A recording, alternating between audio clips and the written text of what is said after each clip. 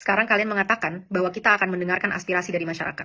Kita akan melaksanakan aspirasi dari masyarakat tanpa menjelaskan aspirasi apa yang kalian maksud, aspirasi apa yang kalian dengar dari masyarakat. Sudah terlalu banyak kata-kata kosong, janji-janji kosong yang dilemparkan kepada kita semua dan tidak ditepati. Tapi kali ini kita menuntut kalian untuk punya akuntabilitas, untuk bertanggung jawab dengan kata-kata kalian bahwa kalian akan melakukan aspirasi dari masyarakat. Bagaimana anggota parlemen yang berjumlah 580 orang dibayar dari pajak masyarakat itu tidak berhasil mendengarkan aspirasi masyarakat, sementara gerakan-gerakan di sosial media yang tidak dibayar oleh siapapun yang terjadi secara sukarela bisa mencapai pergerakan yang seperti ini. Harusnya kalian semua merasa malu dengan apa yang terjadi di situasi Indonesia saat ini. Akan kita perjelas apa tuntutan kita. Kita mau kalian bertanggung jawab dan bertingkah sesuai dengan apa yang kalian janjikan. Kali ini kalian tidak bisa lari dan tidak bisa berkilah lagi. Karena aspirasinya sudah sangat jelas dari masyarakat. Pada sebelum 5 September pukul 23.59, ini adalah 12 hal yang kita tuntut dari kalian kalau memang kalian mau menunjukkan bahwa kalian masih berpihak kepada masyarakat. Pertama, sahkan rancangan undang-undang perampasan aset sekarang juga, sebelum 5 September, tengah malam. Kedua, pecat anggota DPR yang terbukti menghina rakyat, Ahmad Syaroni, Deddy Sitorus, Bambang Pacul, dan yang lain-lain itu yang berjoget-joget di parlemen.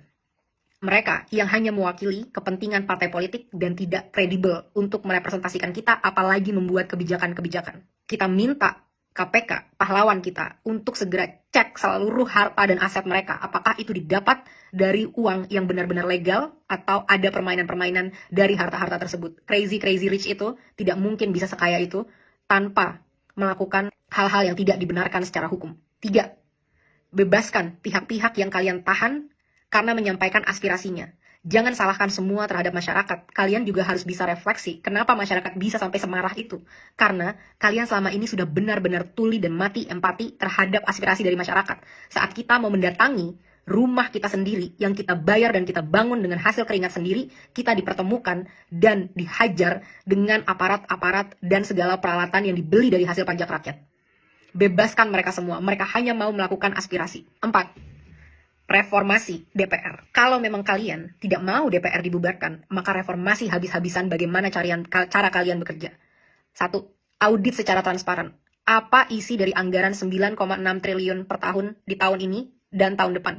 Apa itu? Setiap sennya kita mau tahu dengan jelas. Dan setelahnya, setelah 7 hari, kita mau kalian laporkan penyerapan anggarannya setidaknya setiap bulan kepada rakyat. Kita mau tahu apakah investasi kita itu benar-benar membuktikan dan memberikan kesejahteraan, atau ini semua hanya investasi bodong untuk kepentingan-kepentingan pihak-pihak tertentu. 2. Rampingkan segala anggaran. Tidak ada tunjangan-tunjangan ini, itu, tunjangan beras, dan lain sebagainya.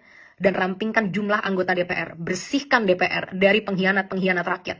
Pengkhianat-pengkhianat bosnya sendiri. Potong semua anggaran yang tidak urgent untuk kesejahteraan masyarakat.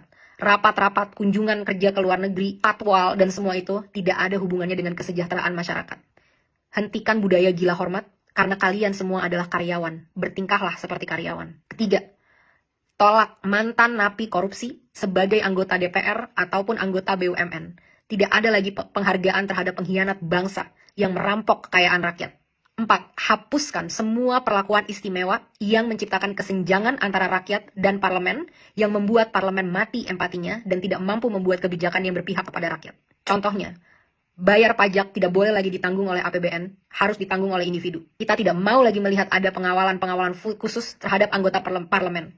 Mereka harus bertingkah layaknya masyarakat. Semua hidup kita urgent, apalagi kita yang bayarin gaji kalian dan infrastruktur dan operasional keberlangsungannya negara ini. Kita yang lebih penting dibanding kalian. Transportasi, tidak ada tunjangan mobil, cukup tunjangan untuk naik transportasi umum. 4. Hapuskan pensiunan seumur hidup bagi para anggota-anggota DPR yang masa kerjanya hanya 1 periode. Kita tidak mau lagi membayari mereka sampai akhir hayat kalau memang mereka tidak mau mengabdi dengan tulus kepada masyarakat. Kedepannya, kita mau KPK atau BPK untuk meninjau dan memeriksa harta dari segala anggota DPR, dan kita mau transparansi yang besar-besaran. Semua rapat-rapat diskusi kita mau itu ditunjukkan live secara online ke rakyat. Bahkan kalau bisa, rakyat harus selalu boleh masuk ke gedung DPR untuk mendengarkan dan melihat apa yang karyawannya sedang lakukan. Kelima, tunjangan gaji dan tunjangan-tunjangan yang lain, total take home pay, total yang bisa kalian bawa pulang, tidak boleh melebihi 5 kali upah minimum UMR nasional dari masyarakat. Harus jelas kemana setiap anggaran-anggaran ini, dan kita mau jelas berapa yang diterima. Tidak boleh lagi ada kesimpang siuran yang berkata ada yang menerima segini, segitu, dan lain sebagainya. Harus jelas berapa yang diterima sebagai take home pay, kita harus tahu itu. Keenam, tetapkan KPI, Key Performance Indicator, yang terukur bagi anggota DPR sebagai standar kinerja. Berapa RUU yang harus kalian sahkan, berapa RUU prioritas, dan lain sebagainya, harus dengan aturan yang jelas. Kedepannya, evaluasi dan pecat anggota-anggota yang tidak bisa bekerja dengan benar, yang tidak datang saat-saat rapat, yang tidak bisa menghasilkan RUU yang diminta oleh rakyat. Laporkan semua progress, achievement, challenges secara berkala kepada rakyat. Kita berhak tahu apa yang terjadi di dalam ruang DPR. 7. Audit secara menyeluruh terhadap BUMN untuk memastikan profitabilitas. Kalian bisa tahu apa yang kira-kira mau diambil untuk ini, tapi BUMN kita rugi puluhan triliun setiap tahun. Satu BUMN. Saat banyak BUMN-nya berapa ratus triliun yang dirugikan oleh BUMN ini. Benar-benar tidak capable dalam memanage usaha badan milik negara. Karena komisarisnya hanyalah untuk tukar-tukaran kursi, negosiasi, kekuasaan dari partai politik, tapi bukan diisi oleh orang-orang yang kredibel di bidangnya.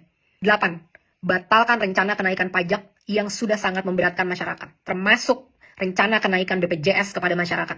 Berhenti mencekik dan memeras kita. Saatnya kalian bekerja. 9. Adili pembunuh pahlawan kita, Afan, seberat-beratnya. Aparat harus tahu konsekuensi apabila mereka menggunakan power di jalan yang salah.